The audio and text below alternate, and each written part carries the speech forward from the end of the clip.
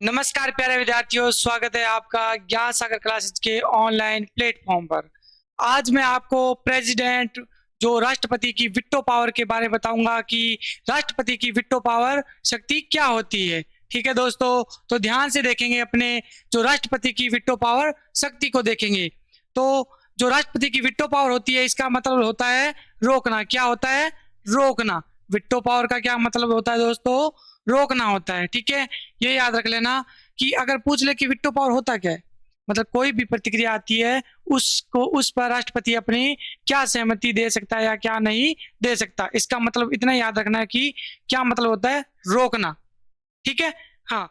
तो इसके अंदर अब देखते हैं वीटो पावर के अंदर कौन कौन सी वीटो होती है, किस आर्टिकल के तहत होती है और राष्ट्रपति क्या क्या कर सकता है, क्या क्या नहीं कर सकता। ठीक है, अब इसमें वीटो पावर के अंदर मैं आर्टिकल की बात करूं तो आर्टिकल आता है 111 111 के अंदर वीटो पावर राष्ट्रपति की देखने को मिलती है। ठीक है, पहली वीटो देखेंगे आत्यांतिक वीटो।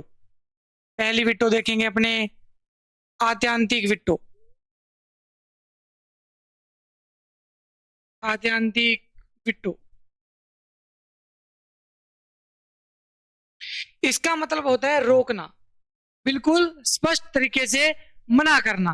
क्या मतलब होता है? स्पष्ट तरीके से मना करना। इसका मतलब क्या होता है? मना करना। क्या होता है दोस्तों? मना करना। इसको आत्यांतिक वीटो को एक और भी नाम से जाना जाता है, एब्सोल्यूट वीटो। और क्या बोला जाता है? एब्सोल्यूट वीटो भी बोला जाता है। और इसको क्या बोलते हैं? Absolute veto. ये दोनों नाम याद रखना। कोई भी नाम आ जाए तो अपने को घबराना नहीं है और कंफ्यूज नहीं होना है। ठीक है दोस्तों? ठीक है, अब इतना समझ में आ गया इसका मतलब क्या होता है? रोकना। पहली वीटो पावर आती है आर्टिकल 111 के तहत, आत्यांतिक वीटो और एब्सोल्युटली वीटो। उसको क्या मतलब होता है कि राष्ट्रपति बिल्कुल मना कर सकता है।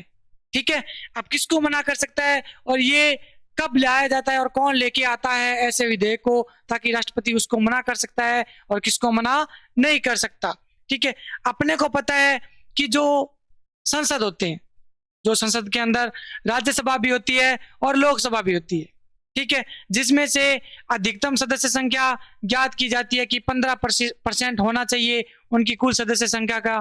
ठीक है, 15% निकालते हैं तो बाकी के सदस्य बचते हैं, वो लेके आते हैं। बाकी के सदस्य जो बचते हैं वो इस विटो को लेके आते हैं। ठीक है, और इनको कौन लेके आता है? तो यदि जो विधेयक होते हैं जो गैर सरकारी हो, उनको लेके आते हैं तो राष्ट्रपति उन्हीं को मना कर सकता है और किसी को मना नहीं कर सकता। ठीक है, जैसे अपने को पता है कि संसद के अंदर दोस्तों, संसद के अंदर लोकसभा भी होती है और राज्यसभा भी होती है। लोकसभा और राज्यसभा भी होती है। और लोकसभा के वर्तमान के अंदर सदस्य कितने हैं? 543 और राज्यसभा के अंदर 245। तो टोटल करूं तो टोटल कितना बनता है? 788। 788 बनता है। और इसमें से अधिकतम सदस्य संख्या ज्ञात करते हैं तो 91वां संविधान संशोधन जो 2003 के अंदर हुआ था, उसमें यह कहा गया कि अधिकतम सदस्य संख्या कितनी होनी चाहिए? 15% होनी चाहिए। कितनी होनी चाहिए दोस्तों? 15% होनी चाहिए। तो 15% निकाल लेते हैं इसका। ठीक है, अब बाकी के जो सदस्य बचते हैं, चलो इसका 15% निकाल लिया, कितने भी बनते हैं। ठीक है, और इसके जो बाकी के सदस्य बचेंगे, बाकी के सदस्य जितने भी बचते हैं, बाकी के वो क्या करते हैं दोस्तों? उनको क्या नियुक्त करता है? प्रधानमंत्री संसदीय सचिव। क्या नियुक्त करता है? संसदीय सचिव। ठीक है, जो बाकी के बचे हुए जो मंत्री होते हैं संसद के, वो जो विधेयक लेके आते हैं उसको क्या बोलते हैं? गैर सरकारी विधेयक। उनको ही ओनली फॉर राष्ट्रपति मना कर सकते हैं, बिल्कुल स्पष्ट तरीके से मना कर सकते हैं। कौन सा भी विधेयक हो, किससे भी संबंधित विधेयक हो, तो उसको राष्ट्रपति क्या कर सकते हैं?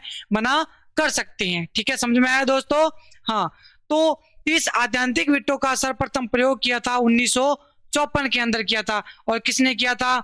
हमारे भारत देश के प्रथम राष्ट्रपति डॉक्टर राजेंद्र प्रसाद ने इसका सर्वप्रथम प्रयोग किया था। ठीक है, और किस में किया था? पेप्सू विट्टो पर किया था। किस पर? पेप्सू विट्टो पर किया था, जिसकी फुल फॉर्म होती है Patiala and east Punjab state union. उसमें इसने स्पष्ट मना कर दिया था इस विटो पर। ठीक है दोस्तों, पहली विटो मैं आशा करता हूं कि आपको समझ में आई होगी। नेक्स्ट विटो की बात करूं तो वो होती है सस्पेंसिव विटो या निलंबनकारी विटो। ये क्या होती है देखना, समझिएगा। दूसरी होती है निलंबन विटो, या इसको क्या बोलते हैं, सस्पेंसिव विटो। ये क्या होती है? ये दोस्तों अपने को पता है, कोई विधेयक जाता है, का विधेयक पारित होता है तो संसद के दोनों सदनों से पारित होना अनिवार्य होता है, और अंतिम तौर पर किसके पास जाएगा, हमारे देश के राष्ट्रपति के पास जाएगा। ठीक है, केंद्र के अंदर कोई भी विधेयक होता है तो देखिए, जो कोई बिल होता है वो संसद में किसके पास जाता है? अपने को पता है कि संसद में दो सदन होते हैं, लोकसभा और राज्यसभा, इनके पास जाएगा, और अंतिम तौर पर किसके पास जाता है? राष्ट्रपति के पास जाता है, और राष्ट्रपति साइन कर दे तो वो विधेयक क्या बन जाता है? अधिनियम बन जाता है, कानून बन जाता है। ठीक है दोस्तों, फिर देखिए, ये विधेयक लोकसभा से पास हुआ, इसने राज्यसभा के पास भेज दिया, राज्यसभा से पास हुआ तो इसके पास जाएगा, राष्ट्रपति के पास जाएगा।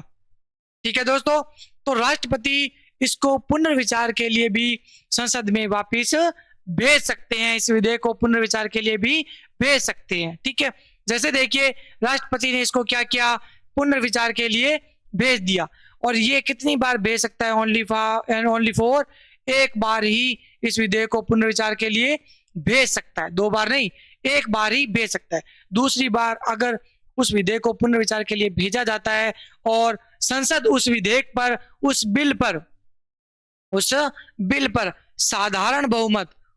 पर साधारण बहुमत या कुछ संशोधन करके या संशोधन ना करके वापिस राष्ट्रपति के पास भेजती है तो राष्ट्रपति साइन करने के लिए बाध्य होते हैं। राष्ट्रपति क्या होते हैं? साइन करने के लिए बाध्य होते हैं। ठीक है दोस्तों, ये होती है निलंबनकारी विटो। समझ में आया आपको? चलो फिर से समझाता हूं। देखिए, अगर कोई बिल होता है तो अपने को पता है, कोई बिल होता है, कोई विधेयक होता है तो अपने संसद के दोनों सदनों से पारित होता है, अंतिम तौर पे किसके पास जाता है? राष्ट्रपति के पास जाता है। ठीक है, तो राष्ट्रपति अपने को पता है कुछ भी निर्णय ले सकता है, चाहे तो उसको स्वीकार कर सकता है, चाहे तो उसको मना कर सकता है, चाहे तो उसको पुनर्विचार के लिए भी भेज सकते हैं। जैसे देखिए, इसने पुनर्विचार के लिए भेज दिया तो लोकसभा और राज्यसभा में से उस पर साधारण बहुमत से देखा जाएगा विधेयक को। ठीक है, या संशोधन या बिना संशोधन के वापिस राष्ट्रपति के पास भेजा जाता है तो राष्ट्रपति क्या? साइन करने के लिए बाध्य हो जाते हैं, चाहे वो विधेयक किससे भी संबंधित हो, चाहे गलत हो चाहे सही हो। एक बार ही भेज सकते हैं राष्ट्रपति, दूसरी बार नहीं भेज सकते। ठीक है, अब कौन कौन से विधेयक होते हैं जिसको राष्ट्रपति पुनर्विचार के लिए नहीं भेज सकते? देखिए, कौन कौन से विधेयक होते हैं जिसको, जैसे देखिए, एक विधेयक होता है धन विधेयक। कौन सा विधेयक होता है दोस्तों? जो धन विधेयक होता है वो राष्ट्रपति पुनर्विचार के लिए नहीं भेज सकते। ठीक है, इसको पुनर्विचार के लिए राष्ट्रपति नहीं भेज सकते। ठीक है, हाँ। तो 2 नंबर क्या होता है? संविधान संशोधन विधेयक। संविधान संशोधन विधेयक 2 नंबर विधेयक होता है संविधान संशोधन विधेयक। इसको भी राष्ट्रपति पुनर्विचार के लिए नहीं भेज सकते। और ये कब जोड़ा गया कि संविधान संशोधन विधेयक को भी राष्ट्रपति पुनर्विचार के लिए नहीं भेज सकते? तो ये 24वां संविधान संशोधन हुआ था, जो कब हुआ था दोस्तों? 1971 को। इसके तहत ये कहा गया कि संविधान संशोधन से संबंधित कोई विधेयक होगा उसको राष्ट्रपति पुनर्विचार के लिए नहीं भेज सकते। ठीक है दोस्तों, तीसरा एक और विधेयक होता है जिसको राष्ट्रपति पुनर्विचार के लिए नहीं भेज सकते, वो होता है महाभियोग प्रक्रिया। कौन सा? महाभियोग। जो महाभियोग प्रक्रिया से संबंधित कोई विधेयक होता है उसको भी राष्ट्रपति पुनर्विचार के लिए नहीं भेज सकते। क्यों नहीं भेज सकते दोस्तों? क्योंकि महाभियोग प्रक्रिया लगाई किस पे जाती है? राष्ट्रपति पे ही लगाई जाती है। आर्टिकल 61 के तहत महाभियोग प्रक्रिया जो हटाने की प्रक्रिया है वो ओनली फॉर किस पर लगाई जाती है? राष्ट्रपति पर लगाई जाती है। इसलिए राष्ट्रपति महाभियोग प्रक्रिया से संबंधित कोई भी विधेयक होता है वो वापिस नहीं भेज सकता, नहीं भेजा जाता, या नहीं भेज सकता, या नहीं भेजता वो। ठीक है दोस्तों। अब देखिए इसमें इसका जो अत्यंतिक विट्टो का तो देख लिया, राजेंद्र प्रसाद ने 1954 में प्रयोग किया था। जो निलंबनकारी विट्टो है इसका सर्वप्रथम किसने प्रयोग किया था? इसका जो विट्टो है, राष्ट्रपति पावर का प्रयोग तो करते ही हैं, किसी ने किसी तो किया ही होगा। ठीक है दोस्तों, तो 1991 के अंदर आर वेंकटरमन एक राष्ट्रपति थे। इन्होंने जो संसद के जो वेतन भत्तों से संबंधित कोई विधेयक था, ठीक है, उनमें इसने क्या किया था? इस विट्टो का प्रयोग किया था। ठीक है दोस्तों, किसने किया था? इसका प्रयोग किसने किया था दोस्तों? तो प्रयोग में मैं नाम लिखता हूं आर वेंकटरमन। आर वेंकटरमन। ये कब किया था? 1991 में प्रयोग किया था आर वेंकटरमन ने। और किस मामले में किया था? तो मामला था वो संसद के वेतन भत्तों से संबंधित था। संसद के वेतन भत्तों से संबंधित कोई विधेयक था, उस पर क्या किया था? इस विट्टो का प्रयोग किया था।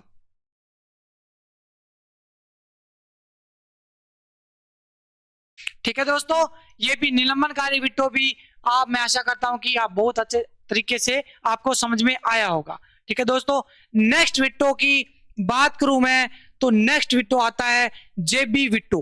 क्या आता है दोस्तों? जेबी विट्टो। 3 नंबर विट्टो पावर होती है प्रेसिडेंट के पास, वो कौन सी होती है? जेबी विट्टो। जेबी विट्टो, इसको एक और नाम भी बोलते हैं इंग्लिश के अंदर, पॉकेट विट्टो। क्या बोलते हैं दोस्तों? पॉकेट विट्टो। पॉकेट, देखो जेबी यानी जेब, पॉकेट यानी पॉकेट डालने वाली, जेब को ही बोलते हैं, है ना? तो जेबी विट्टो या पॉकेट विट्टो ये क्या होती है? इसका मतलब होता है दोस्तों कि कोई प्रतिक्रिया नहीं देना। कोई प्रतिक्रिया नहीं देना, इसका मतलब दोस्तों क्या होता है? कोई प्रतिक्रिया नहीं देना। कोई प्रतिक्रिया नहीं देना। ठीक है, मतलब कोई भी विधेयक होता है किसी से भी संबंधित, उस पर राष्ट्रपति कोई प्रतिक्रिया नहीं देते हैं। हाँ में भी नहीं देते हैं, ना में भी नहीं देते हैं, और उस पर कोई विचार विमर्श भी नहीं करते हैं। कोई प्रतिक्रिया नहीं दी जाती राष्ट्रपति की तरफ से। इस पर जो इस विट्टो का सर्वप्रथम प्रयोग किया था वो 1986 के अंदर किया गया था। कब किया गया था दोस्तों?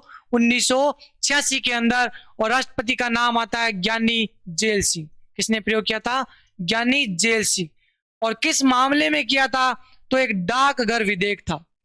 कौन सा विधेयक था? डाकघर विधेयक। कौन सा विधेयक? डाकघर एक बिल था, उससे संबंधित इसने क्या क्या? कोई प्रतिक्रिया नहीं दी। अब ये क्या होता है डाकघर विधेयक?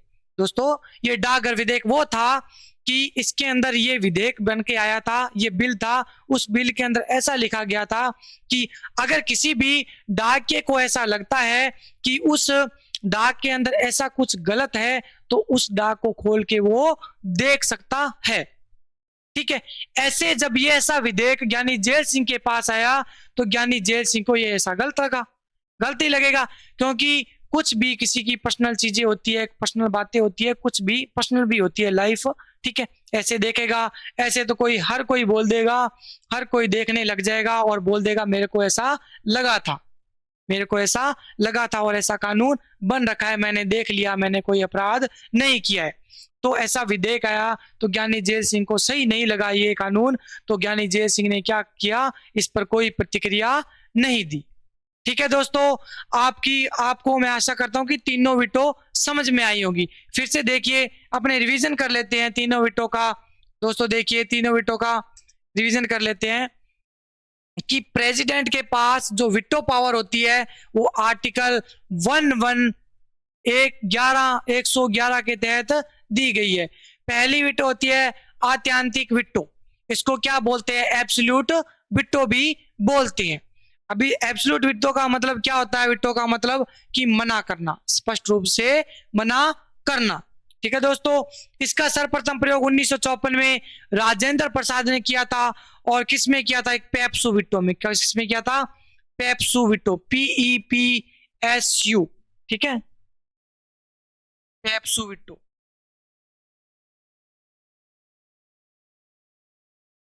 पटियाला ईस्ट पटियाला ईस्ट, इसकी फुल फॉर्म होती है Patiala and east Punjab state union.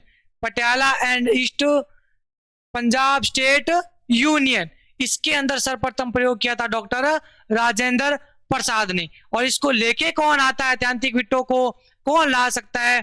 तो दोस्तों ये भी मैंने बताया था कि विधेयक गैर सरकारी, जो गैर सरकारी विधेयक होता है वो उनको मना कर सकता है। गैर सरकारी विधेयक मैंने बताया था कि 788 सदस्य बनते हैं संसद के, इनमें अधिकतम सदस्य संख्या 15% निर्धारित की गई, 15% निर्धारित की गई, उसमें से सदस्य जो 15% सदस्य निकले उनके अलावा जो सदस्य बचते हैं वो क्या, वो कुछ भी विधेयक लेके आएंगे तो उसको कौन सा विधेयक बोलेंगे? गैर सरकारी विधेयक, उसको मना कर सकता है। फिर अपने लोगों ने देखा दोस्तों, नेक्स्ट पेज पर देखिए, इसमें अपने दूसरी विटो देखी थी, उस विटो का नाम था निलंबनकारी विटो, सस्पेंसिव विटो। इसमें मैंने बताया कि बिल होता है, जो विधेयक होता है वो लोकसभा और राज्यसभा में पास होने के बाद अंतिम तौर पे किसके पास जाता है? राष्ट्रपति के पास। तो इसमें यह कहा गया है कि राष्ट्रपति पुनर्विचार के लिए एक बार ही भेज सकता है, ठीक है। अगर वापिस वो संसद उस पर पुनर्विचार करके या साधारण बहुमत से या संशोधन करके या संशोधन नहीं भी करके वापिस भेजती है तो राष्ट्रपति बाध्य होंगे साइन करने के लिए, ठीक है। इसका सर्वप्रथम प्रयोग आर वेंकटरमन ने किया था, और कब किया था? 1991 में प्रयोग किया था। और किससे संबंधित था ये विधेयक? ये था संसद के वेतन भत्तों से संबंधित विधेयक था, ठीक है दोस्तों। फिर देखिए नेक्स्ट अपने क्या देखा था, तीसरी विटो पावर देखी थी, इसका क्या नाम था? जेबी विटो। क्या नाम था? जेबी विटो। और इसको क्या बोलते हैं दोस्तों? पॉकेट विटो। और इसको क्या बोलते हैं? पॉकेट विटो। इसका मतलब होता है दोस्तों कोई प्रतिक्रिया नहीं देना, ठीक है। और इसका प्रयोग 1986 में सर्वप्रथम किसने किया था? ज्ञानी जेल सिंह ने किया था। और किस विधेयक में किया था? डाकघर विधेयक। और मैंने डाकघर विधेयक भी आप लोगों को बहुत अच्छे तरीके से बता दिया कि क्या था डाकघर विधेयक। मैं आशा करता हूं दोस्तों कि आपको बहुत अच्छे तरीके से ये विटो पावर राष्ट्रपति की, प्रेसिडेंट की आर्टिकल 111 के तहत समझ में आई होंगी। आप भी, मैं आपसे यही आशा करूंगा कि आप भी ऐसे ही पढ़ते रहिए और क्लासें कंटिन्यू रखिए, ताकि मैं भी आगे और ज़्यादा क्लासें आपके लिए मुहैया करवा सकूं। तो like and comment and share ज़रूर कीजिएगा। तो मिलते हैं अपने अगले क्लास के अंदर कुछ और भी नई नई चीज़ें लेके। तो उतने तक जय हिंद, जय भारत।